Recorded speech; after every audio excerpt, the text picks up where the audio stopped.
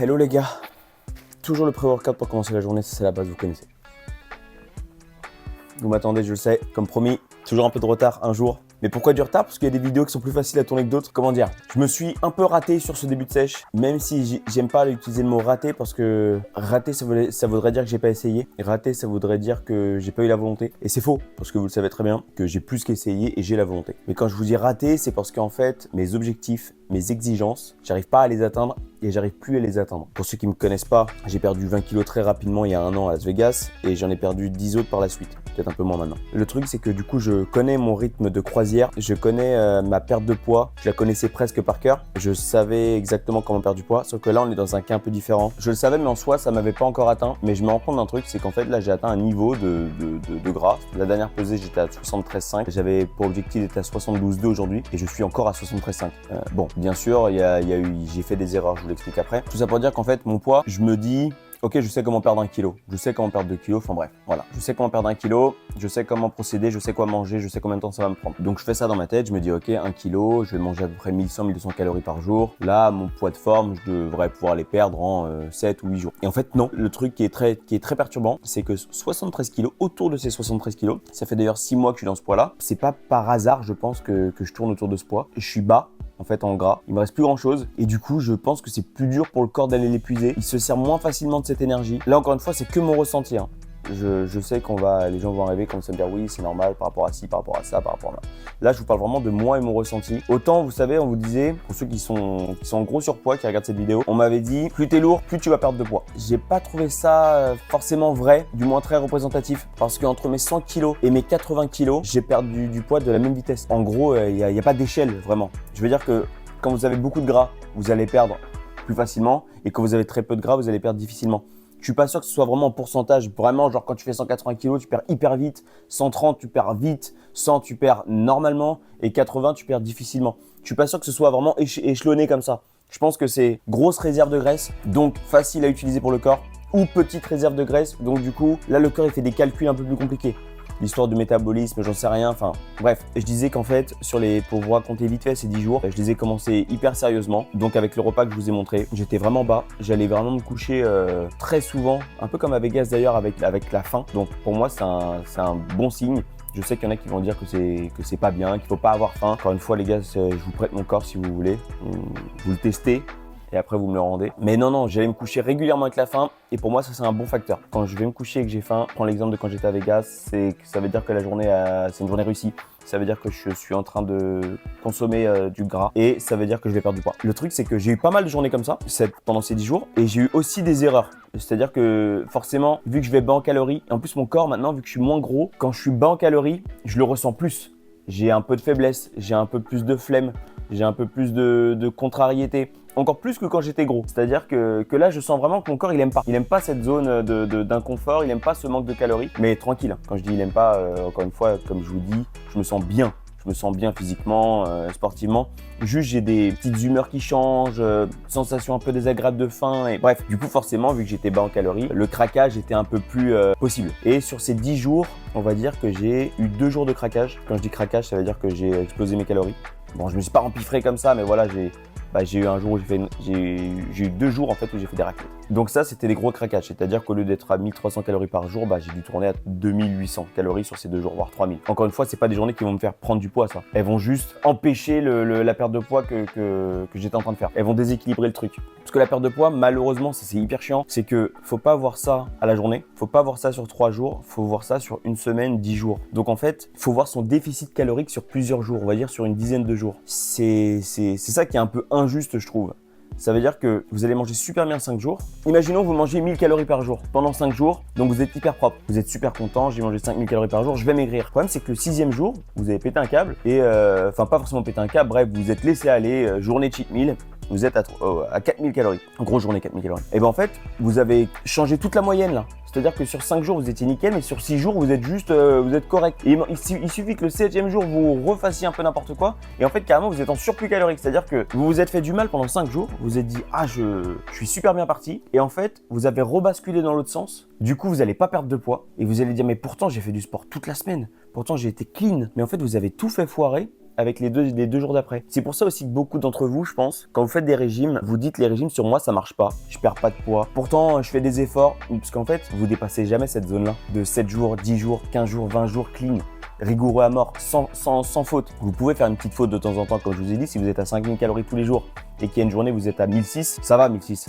Ça va 1006 parce que vous allez quand même être en déficit sur le total. Mais par contre, si vous faites 1000, 4000, 1000, 3500, 1000, ben en fait là finalement vous allez juste être à plat. Donc beaucoup de gens vont dire ouais je perds pas de poids. Non mais en fait non, c'est juste que sur la longueur vous êtes pas bon. C'est un peu ce qui m'est arrivé cette semaine, même si je pense que j'ai quand même privilégié le déficit. C'est-à-dire que là ça fait 10-11 jours que je fais ça. Je sentais quand même mon corps, je sens encore mon corps. Même si là le dernier cheat meal date d'hier soir, donc forcément c'est pas la meilleure matinée. Hier matin par exemple je me suis réveillé et en fait je vois mieux mes abdos, je me sens plus tracé, j'ai la peau qui s'est resserrée sur mon corps. Donc j'ai quand même séché pendant ces 10 jours. Même si je fais le même poids, étonnamment. Mais j'ai séché, donc je suis sur la bonne voie. Sport à fond, sport tous les jours, diète vraiment clean. On va dire première partie, non pas ratée. Mais il faut que je recalibre mon cerveau pour me dire, ok Enzo, tu fais plus 100 kilos. Tu en fais 73. Donc maintenant, tu n'es plus dans le même jeu là. T'es dans une sèche. T'es plus dans une perte de gras, t'es plus dans une perte de poids, t'es dans une sèche. C'est plus compliqué, ton corps réagit pas de la même façon, tu perds pas aussi facilement, donc c'est à moi de recalibrer. En fait, le truc, c'est que c'est pas plus dur spécialement, même si oui, la sensation de faim est plus dure, mais c'est qu'il faut encore plus de rigueur. C'est-à-dire que quand on est bien gros, enfin, quand je faisais 100 kilos et que je faisais une diète sur 5 jours et que le 6e jour je me ratais, bah je perdais quand même du poids. Parce qu'en fait, mine de rien, le déficit, c'est déjà énorme pour mon corps qui est pas habitué, donc je perdais quand même du poids. Là, en fait, ma rigueur, elle doit être impeccable. Si je me rate un jour ou deux, c'est une perte de temps phénoménale. C'est-à-dire que la journée que je rate me fait perdre 4 jours. Il me faut 4 jours pour rattraper une journée ratée. Et vous vous rendez compte à quel point c'est pas rentable. 4 jours de diète, c'est dur. Un jour ou même un repas cheat meal, c'est hyper facile, ça se fait en 10 minutes. Bref, comme je vous le répète, je suis transparent à chaque fois avec vous, donc j'ai besoin de vous dire ça, c'est important. Même si encore une fois, je préférais vous le cacher, c'est marrant parce que c'est humain ça. Je préférais vous cacher la vérité. Quand je me réveille et que je me dis, il faut que je filme, ben je me dis, bah non, filme pas aujourd'hui parce que t'as rien de beau à leur dire. T'as que du mauvais. Mais encore une fois, le mauvais fait partie du truc. C'est trop facile si vous voyez derrière votre caméra à chaque fois quelqu'un qui réussit, quelqu'un qui perd du poids, qui vous dit que c'est facile de faire une diète, qui vous dit que c'est facile de pas craquer. Donc non, je suis complètement transparent avec vous. Et voilà, moi, comme vous, il y a des journées compliquées, même si je suis rigoureux, je suis franchement fort psychologiquement. Bah, 4 jours de réussi, une journée de raté. Ça fait finalement 5 jours bof. Et vous répétez ça sur le temps, vous pouvez faire ça 1 mois, 2 mois, 3 mois, 4 mois et pas changer parce qu'en fait vous vous ratez à chaque fois. Bref, on discute de ça après. Je vais attendre que le pré-workout monte un peu dans mon cerveau, me picote un peu le doigt. Et je monte sur le tapis de course et on continue sur le tapis. Bon là je pars pour une demi-heure de tapis. Je vais le faire en 2 fois. Vous allez entendre le bruit, là je suis désolé. Pas très agréable. En gros, là, je me réveille, donc j'ai pris mon pré-workout. C'est pas une grosse journée, c'est-à-dire que quand je dis que c'est pas une grosse journée, c'est que Chachou n'est pas là aujourd'hui. Hein. C'est pour ça que je suis en train de me filmer tout seul, c'est pas facile. Et bref, c'est pas une grosse journée parce que je suis fatigué. Hier soir, avant-hier en fait, j'ai fait un peu la fête. Du coup, voilà, l'organisme il n'aime pas trop ça. Bref, du coup, je suis fatigué. Donc, je commence la journée tranquille. Il y a des matins, on n'est pas super en forme, on n'a pas envie d'arriver tout de suite, muscu, séance énorme, traction, gilet lesté, tout ça. Calmos. Là, aujourd'hui, je préfère chauffer mon corps tranquillement. Qu'ils se disent, bon, c'est chiant, mais je vois là où tu veux en venir. Du coup, je fais 30 minutes de tapis, histoire que mon corps commence à chauffer, histoire que le pré-workout commence à faire effet. Et là, mon corps, il va commencer à se dire, ok, en fait, finalement, t'as quand même un peu d'énergie. On va t'envoyer sur autre chose. Du coup, je fais 30 minutes de tapis, j'attends de commencer à chauffer, de commencer à suer. Après, je vais faire ma séance de muscu. Aujourd'hui, c'est léger, je vais faire dos, biceps. Et après, une fois que j'aurai fini ma séance de muscu, je vais refinir le tapis. Donc, minimum une demi-heure, maximum 1 heure. Ça veut dire que au total, je peux faire entre 1 heure et 1 heure et demie de tapis. Et il y aura 40 minutes de muscu dedans. Donc, ça fait des bonnes séances de sport. Je fais ça tous les jours, je fais des bonnes séances de sport. Tranquille, hein, vous voyez, je suis pas en train de faire des sprints ou quoi. Hein. Là, je suis à 10% d'inclinaison. Je suis à 4 km/h mais je monte à 5. C'est que j'ai oublié de le monter. C'est le max sur ce tapis 10%. Et voilà, là normalement je me mets mon casque. Casque à réduction de bruit, ça c'est hyper, franchement c'est hyper bien. Si vous n'avez pas acheté un casque à réduction de bruit quand vous faites du tapis, vous n'entendrez plus le vu. Et vous mettez votre vidéo, ce que vous voulez. Et en fait, vous êtes au calme. Ça c'est pratique. Du coup, je fais ça tous les jours. Comme je vous ai dit depuis 10 jours, enfin de toute façon depuis toujours, mais vraiment depuis 10 jours, je fais 1h30 en moyenne de cardio lent comme ça par jour et ma muscu. Ma muscu, je la fais tous les jours et de temps en temps je la rate. Donc en gros, au lieu de faire 6 jours par semaine, bah on va dire que je suis à 4, je tourne à 4. Mais ça va, je m'en sors bien parce que du coup je travaille. Si j'ai loupé un jour de muscu, genre si j'ai loupé mon jour pec et du coup au lieu d'avoir 2 jours de pause, j'en ai pris 3. et ben je vais faire une très grosse séance pour compenser derrière. Quoi d'autre? Là voilà, ces 10 jours c'était un test, c'était pas un échec, c'était pas une erreur, c'est juste que ça fait longtemps que j'ai pas testé mon corps comme ça dans des conditions pareilles, surtout à 73 kg, et je comprends juste, comme je vous l'ai dit, qu'en fait ça va être plus dur que ce qu'on croit. C'est pas mes calories qui doivent baisser, je pense que mes calories sont bien, je pense en revanche que rigueur obligatoire, j'ai pas le droit à l'erreur. Les journées où je craque et je me dis vas-y ce soir je mange un gros repas comme tout le monde et je fais la fête, bah j'y ai pas le droit. Une fois tous les 10 jours, mais vraiment pas tous les 3 jours, 3-4 jours comme j'étais en train de faire là. C'est dur hein. Là, il y a des gens qui comprennent très bien ce que je dis, à qui ça arrive tous les jours, et il y a des gens qui vont me dire ouais mais t'as juste à pas le faire, ce repas. Mais à ce moment-là, les gars, faut savoir un truc, c'est que vous comme moi, quand on est en diète, et ben il y a des jours où il y a des jours qui sont très faciles entre guillemets, on pense pas à la nourriture, et il y a des jours, on a un besoin, on a une envie, on a un truc qui nous prend dès le matin, et en fait tu te dis ah aujourd'hui ça va pas le faire. Ton premier repas diète, ton cerveau il en veut pas, il dit j'en veux pas bon ça. C'est vraiment comme un enfant qui boule. Non, pas bon. Tu te dis, oh là là, calme-toi, t'iras peut-être mieux cet après-midi. Du coup, tu manges ton repas ou un truc. Après, l'après-midi, tu dis, bon, maintenant, c'est l'heure de la collation. Non, pas bon, collation. Gâteau. Tu dis, non, pas gâteau. Tu dis, si, gâteau. Et là, le problème, c'est que, malheureusement, l'enfant capricieux, parfois, il prend le dessus parce que tu te dis, soit, c'est comme un enfant, soit tu dis non au caprice, mais il va te crier dans les oreilles toute la nuit jusqu'au lendemain. Tu vas passer une journée horrible, ou soit tu cèdes au caprice et au moins tu es tranquille. Mais ça fait perdre le temps qu'il y a derrière, tous vos efforts. Le truc c'est que moi aussi, je vis avec ce truc, je vis avec cet enfant capricieux. Il est rare, bien plus rare que quand je faisais 100 kg, parce que maintenant je me connais et je sais le calmer. Maintenant une bonne fessée, il repart se coucher, je rigole. Et bref, je vis avec, bien sûr. Sauf que là, vu que je suis bas en calories, je pense que ça joue quand même. Je suis bas en gras, pardon. Et bah, il est très capricieux cet enfant, très très capricieux. Il me dit non, c'est pas bien. Elle est nulle notre vie là, pourquoi tu fais ça? On est mieux quand on mange, on est mieux quand on s'amuse, on est mieux quand on... Parce qu'en fait le truc c'est que maintenant je sais que je suis bien dans mon corps moi. Et en plus, comme je vous ai dit, je sais me maintenir tranquillement. Je fais mon sport et je peux manger ce que je veux, je me maintiens. Donc il se dit mais pourquoi tu t'embêtes là? Pourquoi tu veux encore continuer? Pourquoi tu veux... Et je dois lui dire mais tu sais, papa, avant il était gros et il veut se montrer à lui-même qu'il peut avoir des abdos comme les beaux gosses, comme Taylor Lautner. Puis avant mon idole physique c'était Taylor Lautner il y a 10 ans. Je veux le même corps que lui, je voulais. Et du coup je me dis allez Enzo, t'es pas loin. Va chercher le corps de Taylor Lautner.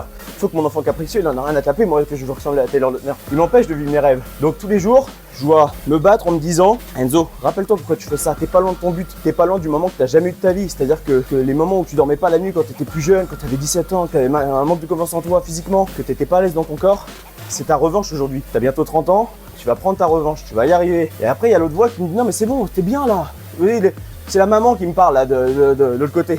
J'ai l'enfant capricieux et j'ai la maman dans ma tête qui me dit mais t'es bien là, t'as pas besoin de faire plus, arrête, c'est bon, ça suffit, tu vois, tu t'es fait du mal déjà, vis tranquille. Mais encore une fois, la force mentale, elle doit combattre tout ça. Elle doit se dire non l'enfant capricieux, je veux pas t'écouter, tu vas dormir dehors, et non maman, je t'ai dit que je voulais ressembler à Taylor Lautner, donc je vais ressembler à Taylor Lautner, vous voyez ce que je veux dire? Donc en fait, faut se dépatouiller là-dedans, faut trouver son chemin et se rappeler à chaque fois pourquoi on fait ça. Et c'est comme ça qu'on s'endurcit mentalement. C'est en réussissant chaque jour un petit combat comme ça, psychologique. Et quand on le réussit tous les jours, comme j'ai fait un peu à Vegas, et ben en fait, on se dit finalement, je suis délivré de tout ça. C'était du poison, c'était des fausses voix, elles n'existaient pas ces voix, elles n'existaient pas. Je les ai inventées. Vous voyez là, moi j'ai l'impression un peu d'être dans un film Inception là. Mais les voix que je viens de vous dire, même vous y commencez à les imager, le petit enfant et la maman. Mais elles sont fausses, ces voix, elles n'existent pas. Il n'y a pas de petit enfant, il n'y a pas de maman. Il y a juste des faiblesses là-dedans, comme tout le monde. Et la faiblesse, il faut passer au-dessus. Il faut être plus fort que ça, il faut se rappeler pourquoi on fait ça. Et pour vous, encore une fois, moi je sais que là, c'est facile à dire, parce que, enfin c'est pas facile à dire, mais maintenant je cherche juste à sécher, à avoir les abdos et tout. Donc là, à la limite, c'est un petit caprice, c'est un petit rêve de gosse qui revient. Rien de très grave. Mais quand je faisais 100 kg, que je me posais la même question, que j'avais ces mêmes petites voix, j'étais en mauvaise santé. J'avais de la tension qui arrivait d'un coup. À chaque fois que j'allais chez le docteur ou quoi que ce soit, il me disait ouh là là, mais monsieur, vous avez beaucoup de tension. J'avais acheté un tensiomètre, j'avais de la tension même le soir, à me coucher, j'étais à 15, 16, limite allongé. Je me dis mais attends Enzo, t'as toujours été en forme, t'es un peu sportif dans ta tête. Bon, je n'étais plus que dans la tête. Et là, t'as de la tension. Pareil, Charlotte, elle me disait, tu ronfles beaucoup. J'ai jamais ronflé moi de base. Elle me disait parfois tu ronfles et d'un coup je t'entends plus ronfler pendant un petit bout de temps et après tu te remets à ronfler. Je pense que j'étais en apnée du sommeil. Et je le sentais. Je sentais qu'il y avait un truc qui commençait à pas aller. Je me sentais pas bien. Et c'est là où il faut se dire que c'est pas un caprice de votre part, vous voyez. Quand je vous dis qu'il faut être plus fort que ça, il faut savoir pourquoi on se bat. Et on se bat pour notre bien-être, pour notre santé psychologique et physique. Faut pas jouer avec ça. Donc bref, tous les jours j'ai ça dans ma tête qui me dit ok Enzo, rappelle-toi pourquoi tu fais tout ça. Rappelle-toi jusqu'à où tu veux aller. Défie-toi, tu vois. Et c'est un combat de tous les jours. Et franchement, c'est un combat que j'adore parce que pour ceux qui sont pas encore dedans, vous allez vous dire, c'est quand même sacrément chiant de faire tout ça. Non, non, j'adore. Franchement, ma vie, je la préfère depuis que je suis rigoureux, depuis que je mange bien, depuis que je fais du sport, que tous les jours à manger des conneries alors que j'avais même pas faim, à aller me coucher avec un regret énorme en me disant mais qu'est-ce que t'es naze, qu'est-ce que t'es bête. Pourquoi tu fais ça? Et je peux vous assurer que vous mettez les deux à côté, ma nouvelle vie, mon ancienne vie, celle-ci elle est beaucoup plus saine physiquement et psychologiquement. Je vais me coucher le soir, j'ai pas le ventre explosé, je suis bien, je me réveille le matin, je suis en forme. Quand j'allume mon tapis de course, je suis hyper content, je me sens bien. Je vous jure que ceux qui ont jamais réussi à rentrer dans le sport, à rentrer dans la diète, testez-le, faites-le et vous allez voir que c'est quand même un autre mode de vie. Ça vous redonne de l'ambition, ça vous redonne ça vous redonne plein de choses. Moi, j'ai atteint l'âge un peu fatidique, j'arrive aux 30 ans, j'ai 29 ans. Et c'est un âge qui est assez marrant parce qu'en fait, c'est une remise en question. En fait, à 28 ans, on se sent vieux. 27 ans, 28 ans, on se dit c'est bon, j'ai plus ma vingtaine, je suis en train de vieillir. Et à 29 ans, on se dit mais attends, mais qu'est-ce que tu racontes? T'as 29 ans et t'es déjà en train de te dire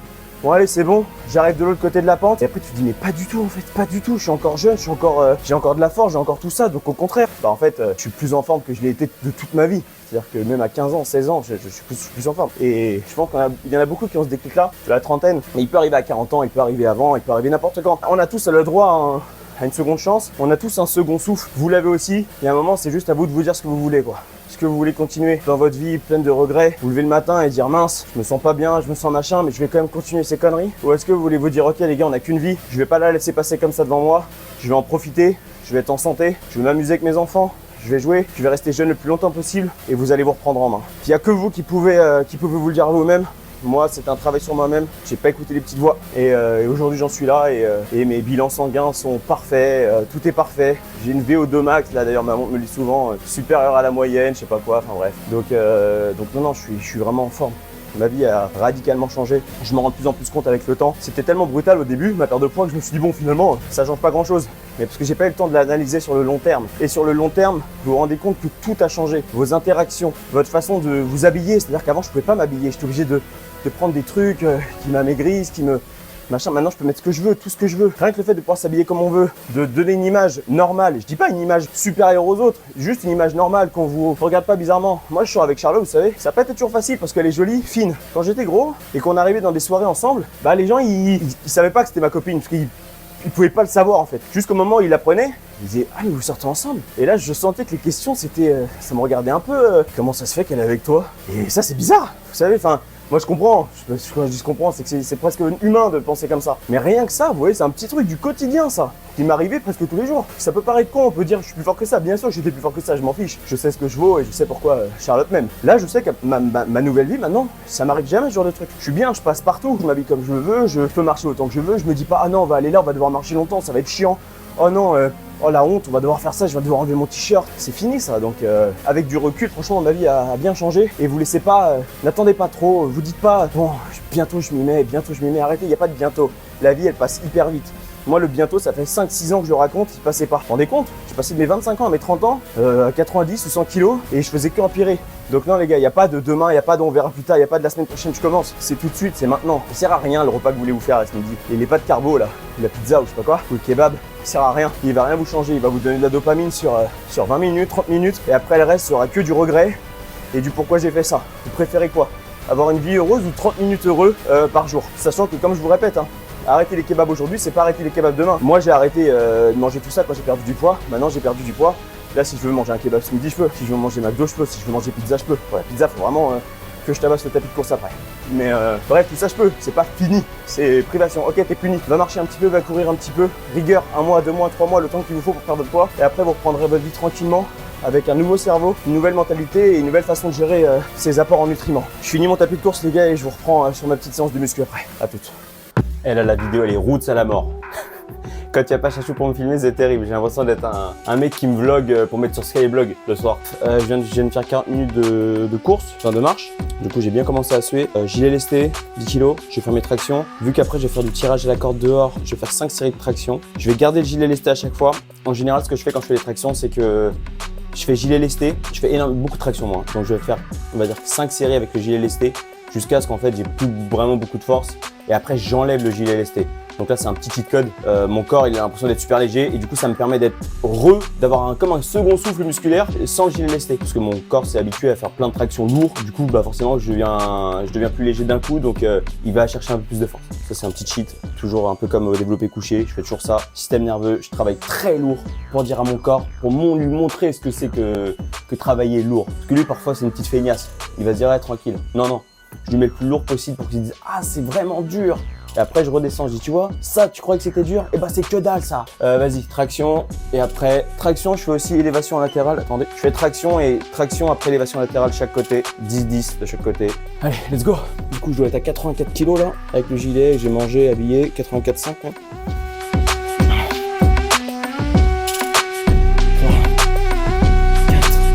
3, 4, 5, on va faire 10. 6, 7, 8,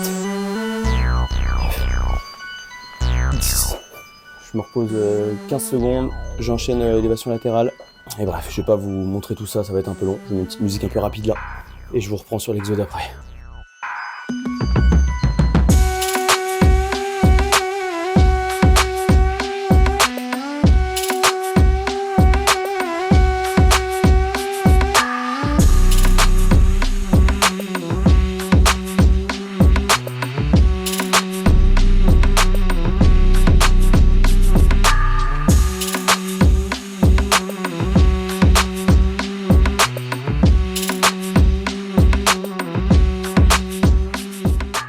Oh là là, l'échec. Je viens de filmer et j'avais mon micro éteint. Ça, c'est chiant. J'avais pas de voix. Bref, je fais un peu d'abdos, le truc que je fais jamais. Enfin, je fais jamais, si, le truc que je fais, mais depuis peu. Donc, c'est pas du tout ma cam, les abdos. Je galère. Mais bon, faut bien que je les travaille. Forcément, je veux sécher, je veux avoir le six-pack. Donc, bon, pendant très longtemps, je disais, ça sert à rien que je fasse des abdos. De toute façon, j'ai une couche de graisse énorme, donc c'est perte de temps. Sauf que là, aujourd'hui, bah, forcément, c'est un peu obsolète comme discours. Du coup, je commence à bosser les abdos depuis, je sais pas, un mois et demi, un mois. C'est pas mon truc. Donc bref, si vous voulez me reprendre, donner des conseils, j'en sais rien, vous pouvez, parce que je fais sûrement beaucoup d'erreurs. En fait, je suis tellement pas à l'aise avec ces exos que forcément je les bâcle un peu. Bref, je vous montre mon petit circuit. Je vais pas filmer trop longtemps parce que vu que je filme moi-même et tout, mon téléphone est moins bien que celui de Chacho, la qualité est moins bien. Ok, je fais genre 20 secondes de abdos comme ça là. Tac. Cela. Après, une fois que j'ai fini les 20 secondes, je dis 20 secondes, en fait, c'est quand ça brûle, j'arrête. C'est à peu près 20 secondes. Je suis un peu faible. Après, je fais ça. Pareil, 20 secondes jusqu'à ce que ça brûle. Après, j'ai l'impression de faire un truc genre fitness sur M6. Là. Un truc après le téléachat, là, ou avant. Allez, les filles, on y va. Et 1 et 2. Bref, après, je fais celui-là. Tac, pareil, jusqu'à ce que ça me brûle. Une fois que j'ai terminé ça, le gainage. Et je crois que je fais 1 minute, un truc comme ça, 1 minute 30, ça dépend. Je sais pas si c'est bien, si c'est pas bien, je crois que c'est naze. Les gens qui font 2 heures, donc quand tu fais 1 minute 30, c'est pas ouf. Il n'y a pas de compte à avoir, on commence toujours en bas pour terminer en haut. Faut avoir de l'espoir. Je vous montre ça en rapide et après, on va dehors. Allez, let's go. Est-ce que j'enregistre bien là? Ouais, c'est carré.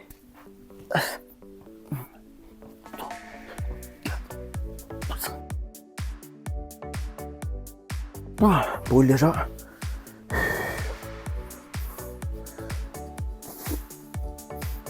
Ah oui, au fait, j'avais déjà fait avant, hein. Du coup j'ai filmé dans le vide, donc je recommence un peu, même si ma séance est encore plus longue que ça, mais c'est pour ça que je suis déjà un peu fatigué. Ouah, j'ai pas de gauche, c'est horrible. Après c'est pas le bon jour aussi, je vais pas vous mentir, j'ai une gueule de bois depuis 2 jours là. Si j'ai plus l'âge pour ces conneries. L'alcool c'est pas bien, faut absolument éviter l'alcool dans des diètes parce que c'est beaucoup trop calorique de 1 et de 2 ça, je sais pas, ça perturbe un peu l'organisme, ça perturbe la digestion, ça perturbe je sais pas, vu que c'est pas bien pour le foie, c'est quand même le foie qui traite les nutriments qu'on lui donne.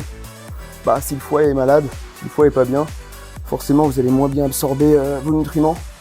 Et encore une fois, je sors ça absolument de mon pif. Mais c'est l'étude de mon corps sur moi-même qui dit ça. J'utilise peut-être pas les bons termes. Mais bref, ça pour vous dire que voilà, on est assez perturbé pendant 2-3 jours. On est à des coups de fatigue, on sue, on a un appétit assez perturbé. Donc bref, ça pour vous dire que si vous êtes en diète et tout, Je sais qu'il y a des gens qui prennent de l'alcool en diète parce que ils comptent leurs calories et ils comptent leurs verres. Mais ça reste vraiment un truc à éviter, quoi, l'alcool. Si vous pouvez ne pas en prendre, n'en prenez pas. Moi, j'arrête d'en prendre, surtout quand je suis en période comme ça. Et en plus, quand j'arrête d'en prendre, à chaque fois, je me rends compte que ça me manque pas du tout. Et que à chaque fois que j'en prends, ça... Je sais pas, c'est quand même assez nocif comme truc. Bon, un verre de temps en temps, il n'y a pas de souci, hein, si c'est contrôlé.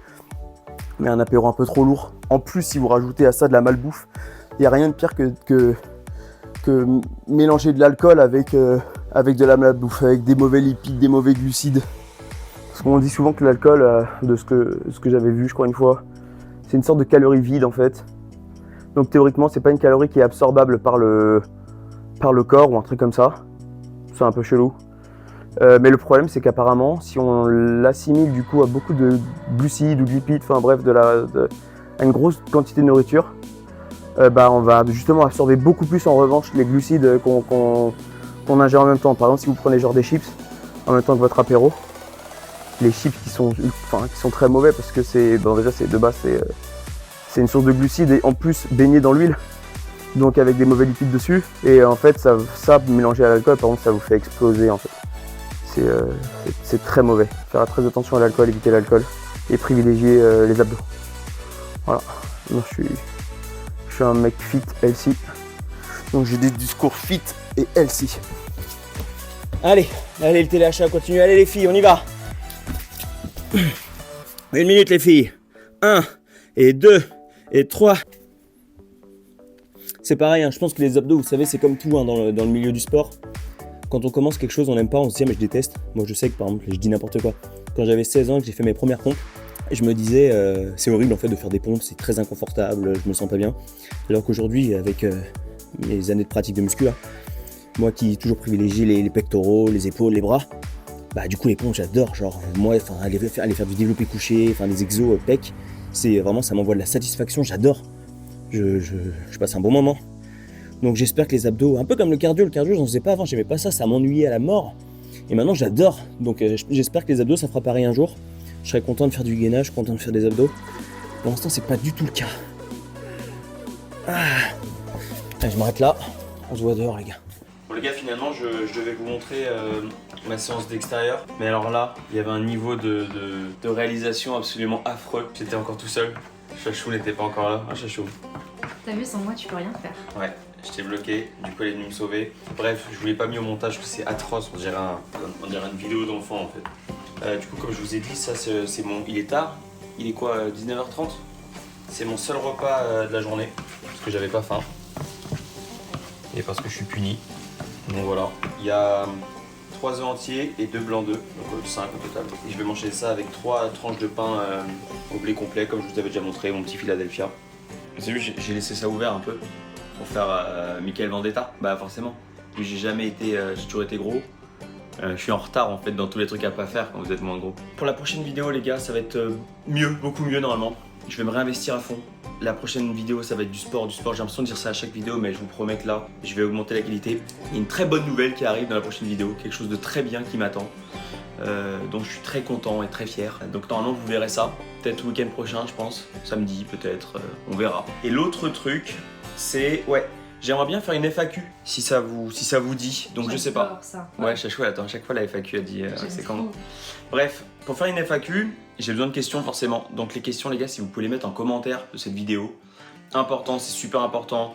Même si vous avez la flemme et tout, mettez des questions.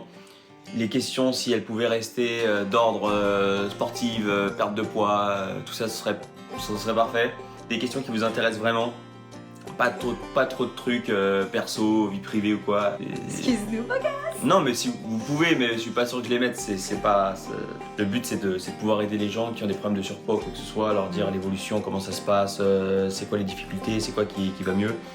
Donc, faut pas trop se perdre dans les questions, quoi. Mais si vous pouvez tous, s'il vous plaît, déjà liker. Parce que c'est super important, je vous le répète à chaque fois, s'il vous plaît.